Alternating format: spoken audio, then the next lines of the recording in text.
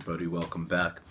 So last week I left off at I had extended the instrumental section and settled on that, and then from there I was either going to go into the chorus or a pre-chorus, reintroduce it, and then the chorus. And I decided to go with that because I think it's good to, I dropped the pre-chorus on the second time around, and I went just directly verse chorus, and now I'm going to do it the same way. It's a really good songwriting device. I really enjoy it. There's a few songs, one notably Burden in My Hand by Soundgarden. I thought that was a really good use of that.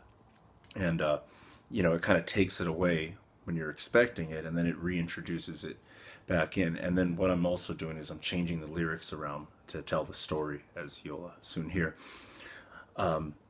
So yeah, from there I'm going into the final chorus of the song, and I'm going to end it and close it off.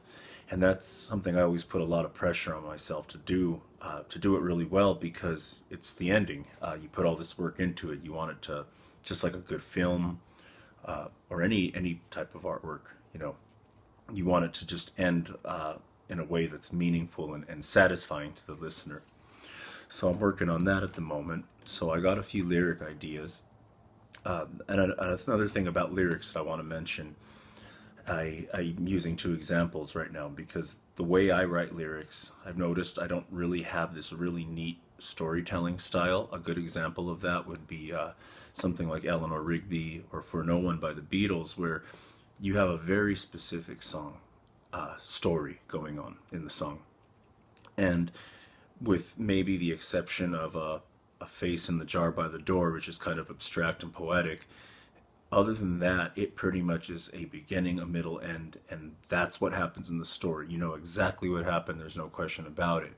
Then, on the other hand, you have the real vague, cryptic, kind of abstract style of storytelling.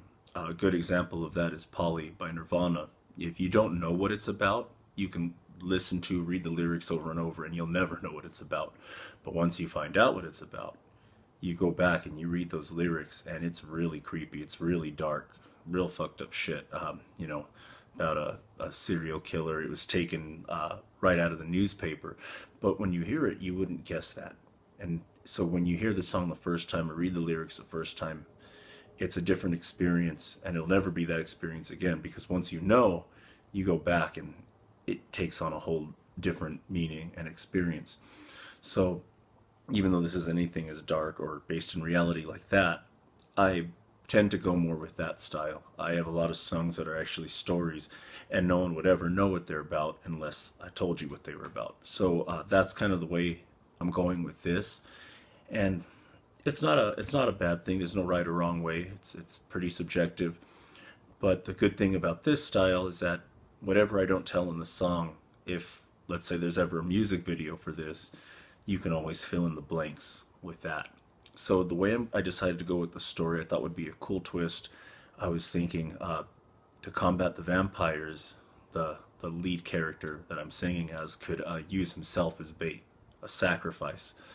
And the first idea was maybe thinking, I like using the religious motifs in storytelling. I just think it's very interesting. I make a lot of references throughout different songs to devils and angels, and it's just something that I really like to work with. So in this case, with the vampire lore, we all know about the holy water, and as a way to combat them. So I thought, wouldn't it be interesting if the character has a priest bless some holy water and use that, shoot that into his veins, and when the vampires feast upon him, they die. And who knows, maybe if the head vampire dies, all of them die. There's so many ways you can go with that. But then I thought, well, it's not really practical, even though it's cool, and I like the idea of him sacrificing himself, because as some of you probably know, if you put water directly into your veins, it will kill you. And holy saline doesn't exactly have a nice ring to it. But another idea I had was, well, if that's going to work, then why not just bless his blood? Whether you take it out in a syringe, this is modern times after all, and bless that blood the same way a priest would bless holy water, put it back into him, and now his blood is deadly, effectively poison to the undead. So I'm gonna play the pre-chorus I have and then go into the chorus, and it's kind of repetitive right now. It's not quite done, but I'm gonna go ahead and throw out all the ideas I have so that you can hear them. And in the comments, I'll go ahead and post all the different lyrical ideas, and hopefully by next week this thing will be done and I can wrap it up. So here we go, and this is coming out of the guitar solo.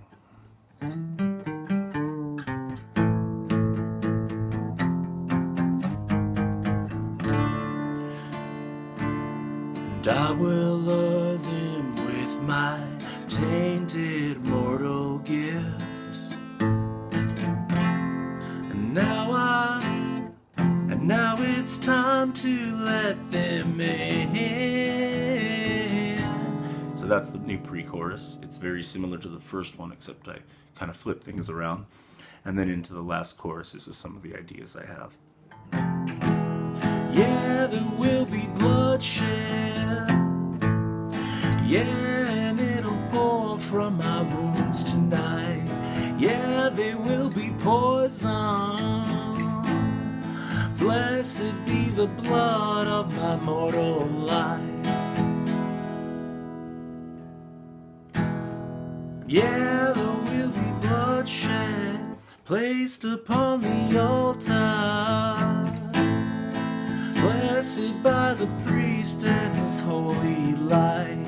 Yeah, there will be bloodshed, poisoned as they feast on my mortal life. Like I said, not quite done yet. Those are just some examples I throw around, and I kind of freestyle it, and you notice it's kind of sloppy at the moment, but that's okay because I'm just kind of throwing this kind of mess together with some creative ideas. And it's very repetitive, and that I'm using some of the same words, but keep in mind, I'm breaking a basic pop rule. If you're going with pop structure like this basically has, is that generally you want to keep the choruses the same, with the exception of maybe one word here or there, but this way I'm just completely changing the last chorus and the lyrics. The only thing I'm keeping the same is bloodshed, really. Other than that, I'm just completely destroying the whole format that I had before, and maybe that's okay because it's the ending. So that's what I have for now. I'm going to work with those. I'll post some of those lyrics, and as always, feedback is not only appreciated but very helpful, especially from you songwriters out there. So hopefully I'll get this thing done, and I will see you next week.